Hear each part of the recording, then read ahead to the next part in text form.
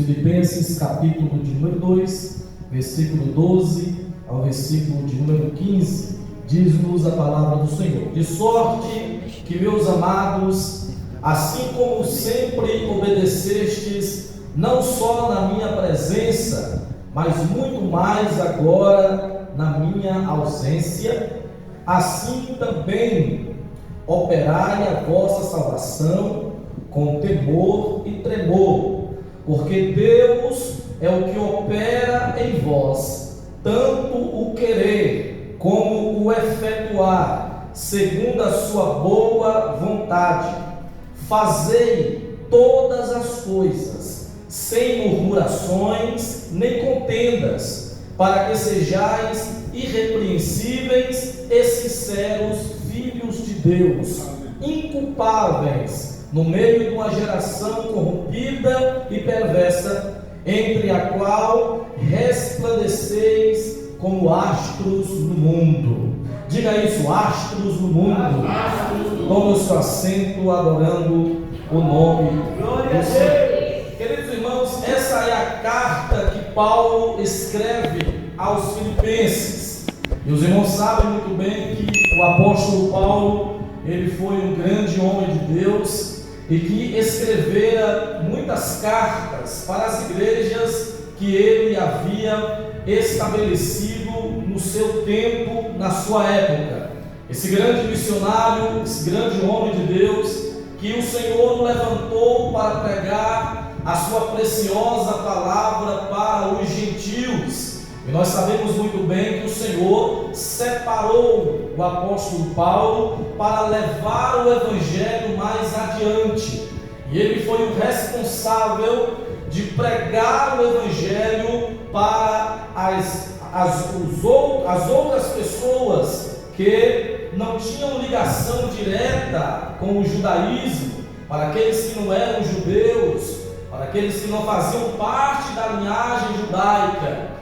Paulo é levantado pelo Senhor para pregar o evangelho aos gentios, e ele escreve cartas preciosas que nos trazem lições preciosas e que nos fazem nos fortalecer na presença de Deus. Lições que nos cativam, palavras que nos fortalecem, mensagens que nos impulsionam e nos faz crescermos na presença do Senhor e nos tornarmos pessoas melhores na presença de Deus. Eu gosto dessa carta que ele escreve aos Filipenses, porque essa carta ele escreve ela quando ele estava em uma prisão, tanto que essa carta é conhecida como a carta da prisão, também conhecida como a carta da alegria. Alguns acreditam que Paulo, quando escreve a carta aos Filipenses, a prisão que ele se encontrava era em Roma. Outros acreditam que Paulo estava aprisionado em Éfeso, e alguns acreditam que Paulo esteve aprisionado em outros lugares. Mas o certo é que este homem, ele está aprisionado, ele está preso.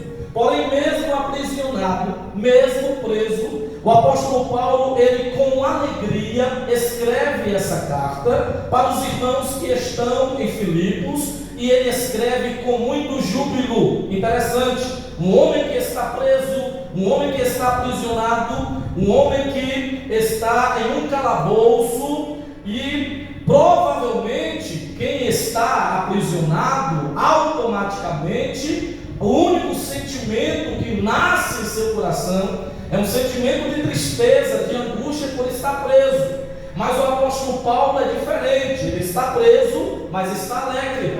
Ele está preso, mas ele está feliz. Ele está preso, mas ele escreve essa carta com muita alegria. O capítulo de número 2, onde nós lemos essa passagem bíblica, é um dos capítulos mais incríveis e uma das passagens bíblicas mais fascinantes que nós encontramos, porque aqui o apóstolo Paulo fala sobre o Filho de Deus e o que aconteceu com ele quando ele estava na eternidade e resolve descer para a terra, deixando o seu trono de glória, deixando a adoração dos anjos, tornando-se obediente, e o apóstolo Paulo ainda vai muito mais além. Ele diz que ele se esvazia de si mesmo, e ele se torna uma pessoa obediente, e ele vai, aleluia, se entregar, e ele vai para a cruz do Calvário para nos dar vida e vida em abundância. O apóstolo Paulo narra o momento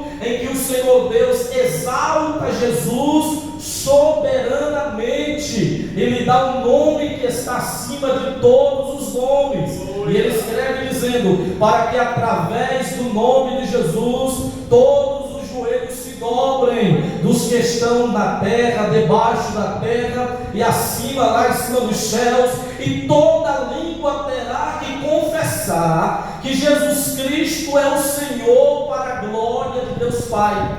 É o apóstolo Paulo falando dessa grandeza, é ele falando desse momento incrível em que o Filho de Deus vem para trazer salvação à humanidade.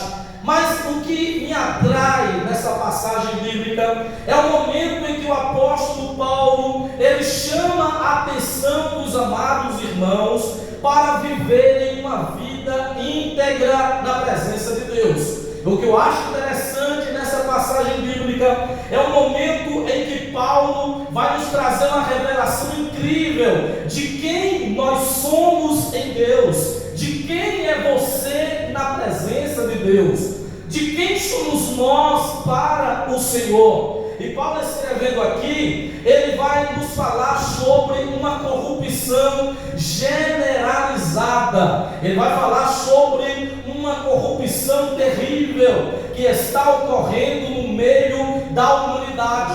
Ele vai falar sobre uma geração terrível. Ele vai falar sobre uma geração perversa. Mais uma vez o apóstolo Paulo está enfatizando que nós estamos no meio de uma geração perversa. E o que eu acho interessante é que ele não fala isso somente aqui. Na maioria das suas cartas, Paulo vai falar sobre esta geração, sobre este mundo tenebroso. E ele, em uma das suas passagens bíblicas, ele escrevendo em uma das suas cartas, ele diz que o mundo, ele jaz no maligno. Este mundo terrível em que nós estamos vivenciando, este mundo terrível em que nós estamos inseridos, é um mundo terrível, é um mundo aonde a Bíblia Sagrada nos diz que está na beira de uma grande destruição. O Senhor Deus nos diz na sua palavra que o Deus desse século, usando Paulo, o Senhor escreve dizendo, o Senhor fala para Paulo escrever dizendo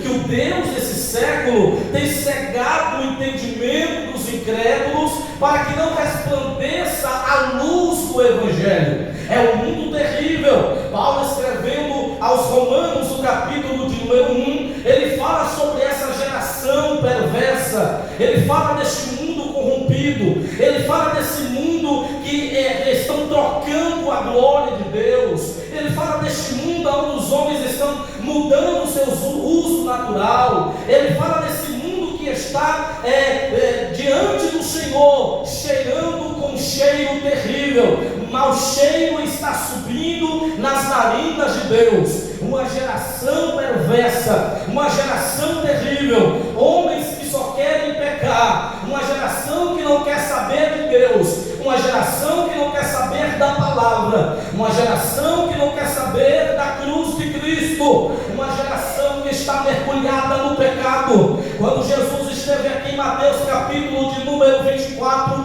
versículo 12, ele diz que por se multiplicar a iniquidade, o amor de muitos haveriam de se esfriar, e isso tem acontecido. Essa é uma geração onde o amor tem se esfriado, o pecado tem se multiplicado nesta terra, mas o Senhor Jesus deixou bem claro para os seus discípulos que aqueles que perseverassem firmes até o fim, esses seriam salvos. Aleluia! É uma geração perversa, é uma geração terrível, mas Paulo chama a atenção da igreja aos Filipenses, dizendo: vocês estão no meio dessa geração, mas o Senhor chamou cada um de vocês para serem astros. O Senhor chamou cada um de vocês para serem luzeiros Deus. Eu estava meditando nessa palavra, eu estava mergulhando nessa palavra, e o Senhor falara comigo de uma forma muito especial. Quem somos na presença de Deus? O Senhor nos chamou, irmãos, para fazermos a diferença aqui nesta terra. O Senhor nos chamou para fazermos a diferença aqui neste mundo. O apóstolo diz aqui que o Senhor, Ele nos chamou para resplandecermos aqui nesta terra. Eu estava meditando nessa palavra, e quando nós vamos falar sobre astros, quando Paulo fala sobre astros no mundo, vocês sabem muito bem que o universo que o nosso Deus fez, esse grande universo, existem vários tipos de astros. Existem os astros luminosos e existem aqueles astros que são iluminados. Existem dois tipos de astros: aqueles que são luminosos. Os astros luminosos são astros que possuem luz própria. Eu estava pesquisando essa palavra, eu estava meditando nessa palavra, e descobri que os astros luminosos se referem justamente às estrelas. As estrelas, por exemplo, são astros que possuem luz própria, meu pastor, como o Sol, sendo ela a maior estrela, que possui luz própria. Sim, mas existem aqueles astros que não possuem luz própria, mas que dependem de outros astros para receber a luz. Interessante, quando você vai estudar sobre isso, você vai perceber que a Lua, os asteroides, os planetas, nenhum deles possui luz própria, mas para iluminarem, eles precisam da luz de um outro astro. Então um astro luminoso precisa estar perto de um astro que não tem luminosidade para receber a luz. Isso aqui é profundo demais. Eu estava meditando na poderosa palavra de Deus, e o apóstolo Paulo vai chamar a gente de astro, mas para Paulo, astros para Deus é exatamente aqueles que são irrepreensíveis e sinceros. Oh, meu Deus do céu! Olha só o que ele diz aqui no versículo de número 15. Ele diz: olha, para que vocês sejam irrepreensíveis e sinceros na presença de Deus. Para Paulo, o astro para Deus é quem é irrepreensível. Para Paulo, astro para Deus é aqueles que são sinceros na presença dele. Com Deus é assim: quanto mais você é irrepreensível, mais você brilha na presença de Deus. Quanto mais você é sincero na presença de Deus, mais você brilha na presença de Deus. Se você observar a palavra irrepreensível, ela significa viver, significa que você deve viver uma vida íntegra, uma vida justa, uma vida sem críticas. É uma pessoa que as pessoas olham para ela e dizem: não tem como nem criticar. Sabe por quê? Porque não há legalidade nele, não há espaço nela. Uma pessoa irrepreensível é uma pessoa que ela não é digna de receber críticas, ou até mesmo é uma pessoa, aleluia, que não recebe acusações. Sabe por quê? Porque não há brecha nela. Quem aqui se lembra de Daniel? A Bíblia diz no capítulo de número 6 de Daniel, a Bíblia diz que os inimigos de Daniel, quando se levantaram contra ele, irmã Paula, a Bíblia diz assim, ó, que não achavam em Daniel culpa nenhuma, não viam em Daniel nenhum espaço, nenhum defeito. Aí eles teve que procurar na lei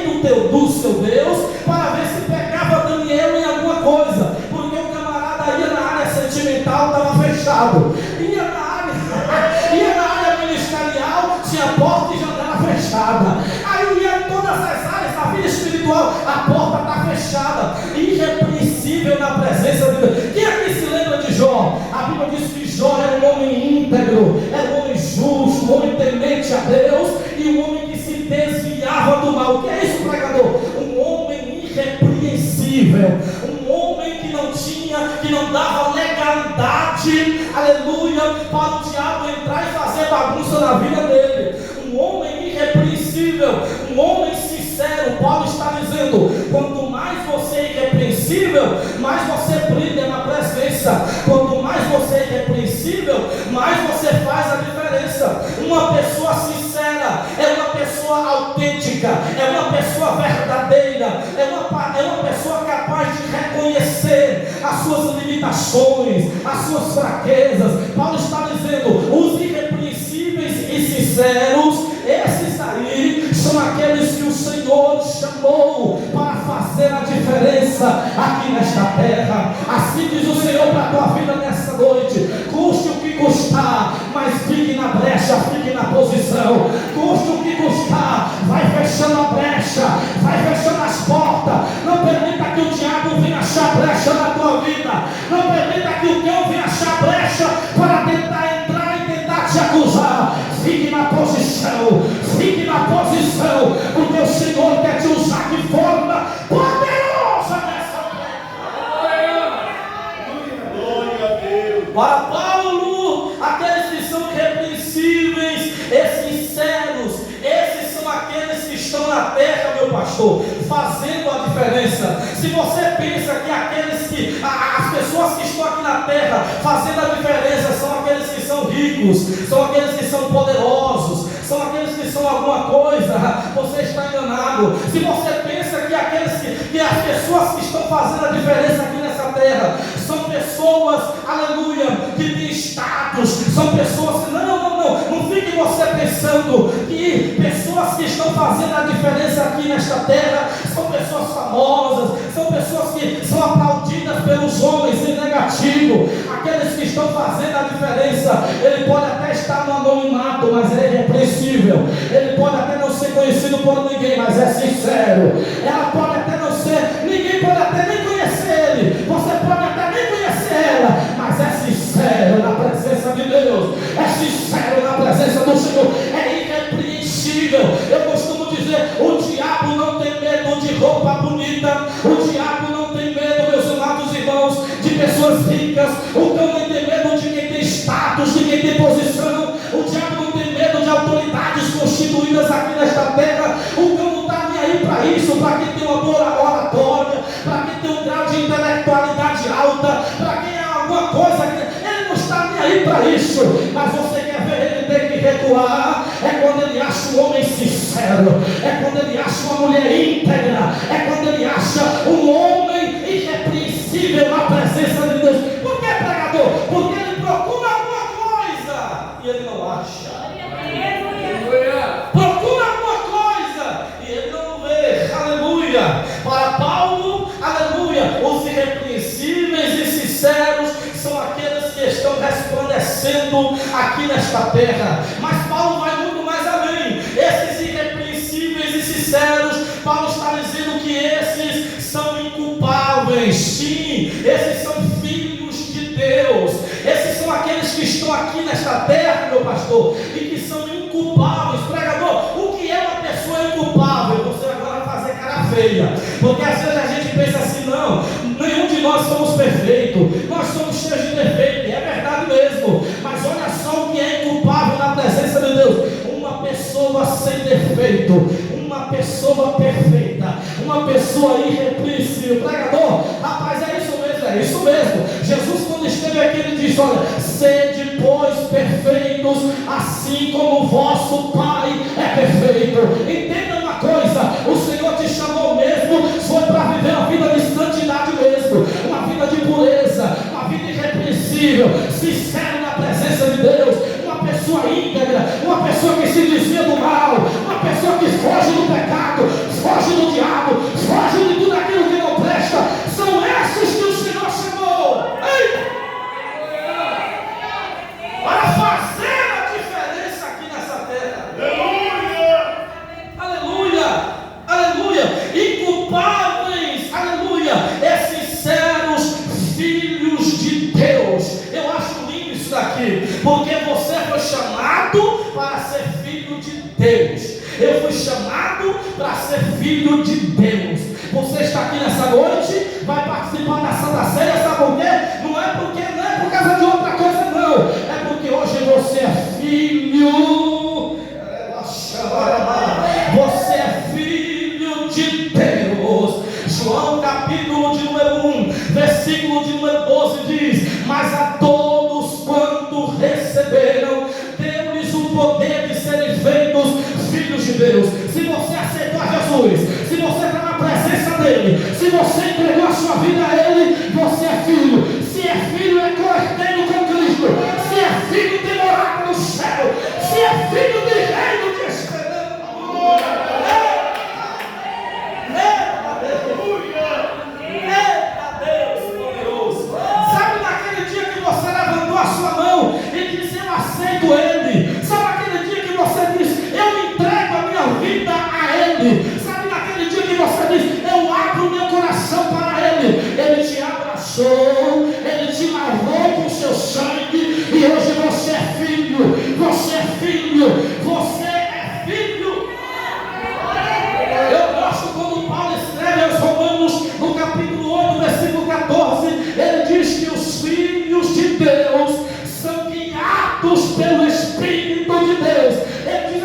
Se sois guiados pelo Espírito de Deus, então sois filhos de Deus. Eita, meu Deus! Os filhos de Deus é controlado pelo Espírito. Os filhos de Deus é guiado pelo Espírito.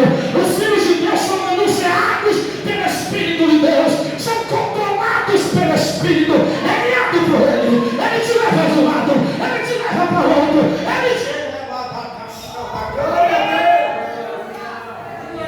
aleluia! É bom demais servir esse Jesus. É gostoso demais servir esse Jesus. Aí se você me perguntar nessa noite, pregador, que tipo de astro eu sou na presença de Deus? Que tipo de luzeiro eu sou na presença de Deus?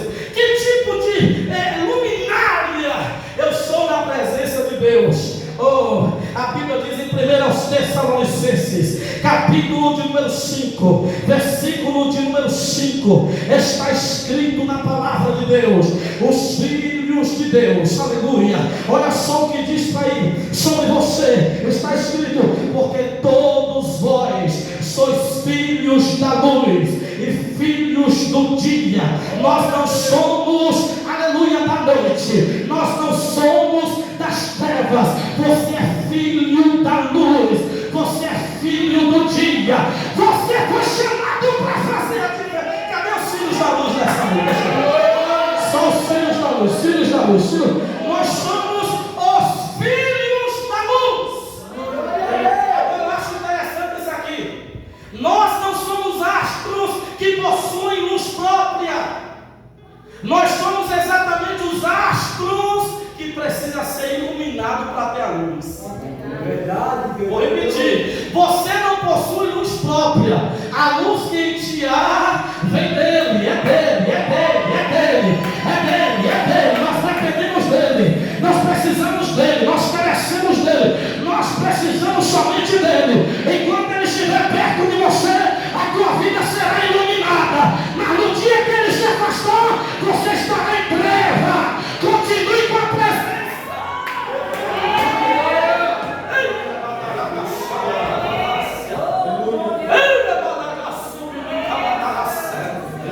Nenhum de nós, irmãos, nenhum de nós somos astros que possuem luz própria. Nenhum de nós. A luz que em nós há, eu vou te mostrar agora na poderosa palavra de Deus.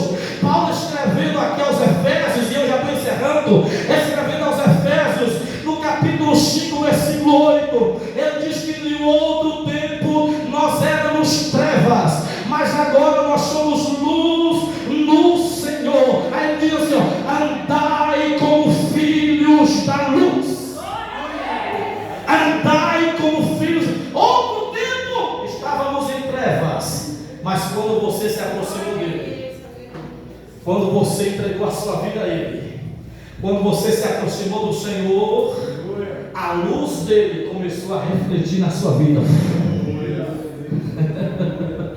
Paulo então ele escreve dizendo que nós somos filhos da luz, mais uma vez. Mas para finalizarmos, o que eu quero que você entenda nesta noite é que nós, como sendo astros que não possuímos luz própria, nós precisamos de um outro astro, de um astro luminoso para resplandecermos aqui nesta terra. Aí Malaquias escreve no capítulo, aleluia, no capítulo de número 4, no versículo de número 2, ele diz assim: mas para vós que temeis o meu nome, nascerá o sol da justiça, e salvação trará debaixo das suas asas. Sim, e saireis e crescereis como os bezerros. Meu Deus do céu, sabe o que é que a palavra está dizendo? O sol da justiça, Jesus Cristo de Nazaré. Meu Deus do céu, é Ele que ilumina as nossas vidas, é Ele que ilumina a tua vida, é Ele que ilumina a tua história, é Ele que te conduz, é Ele que te orienta. Aleluia! Você vai caminhando e o sol da justiça vai te você vai se locomovendo aqui na terra e o sol da justiça vai te acompanhando. Eita glória! Você vai andando e o sol vai te acompanhando. Você vai andando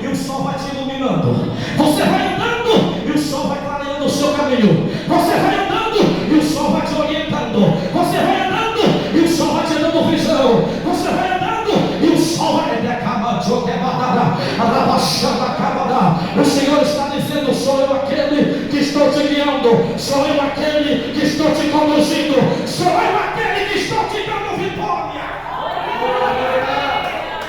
Mateus capítulo 5, e a gente encerra versículo 14, a seguir: vós sois a luz deste mundo. Glória a Deus. Não se pode esconder uma cidade sobre uma montanha. Não tem como. Vocês são a luz deste mundo. Não tem como pegar uma candeia e colocar no alqueire. Tem que estar sempre no alto. Para quê? Porque a vossa luz precisa resplandecer. Eleva a xanga.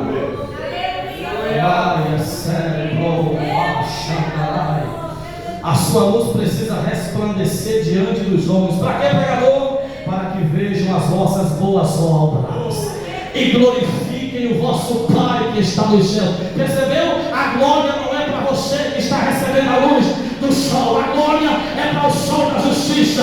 Eles vão glorificar é o Todo-Poderoso. As pessoas precisam olhar para você e glorificar a Deus através da sua vida. Alguém tem que olhar para você e dizer: eu quero ser crente como ela, eu quero ser crente como ele, eu quero servir a Deus como é no dia. Aleluia! O sol está brilhando nesta noite. Fica de pé. Deixa ele brilhar. Deixa ele brilhar. Eu acho interessante que o sol, aleluia, ele vai queimando todas as... Ele é quente demais. Quanto mais você se aproxima dele, mais quente vai ficando o negócio. E quanto mais quente vai ficando, mais impurezas vai sendo arrancadas e tiradas. Não, vou repetir isso aqui, porque alguém não pegou. O sol, quanto mais você se aproxima, mais pior fica. Mais o negócio vai ficando quente. E quanto mais o negócio vai ficando quente, as impurezas é obrigado a bater em retirada. Tudo de ruim vai saindo. Vai ter que ir embora. Camadará. O Senhor está dizendo: hoje eu queimo todo o mal. Hoje eu arranco todo o mal da tua vida. O sol da justiça está aqui, iluminando as nossas vidas nessa santa ceia. E Ele está dizendo: quanto mais você se aproxima de mim, mais eu vou te moldando, mais eu vou trabalhando, mais eu vou caminhar.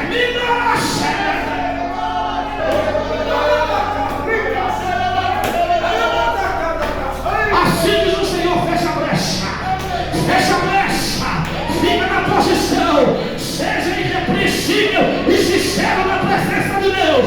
Você foi chamado para fazer a diferença.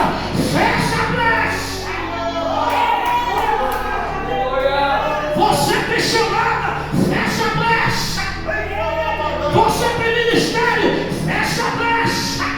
Você tem uma família, fecha a brecha.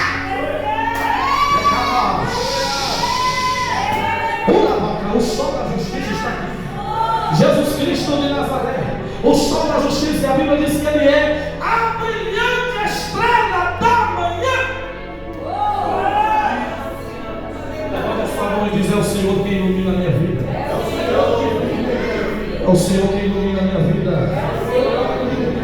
Oh, aleluia. Receba a presença de Deus. Receba a presença do sol da justiça. Te quebra a chave.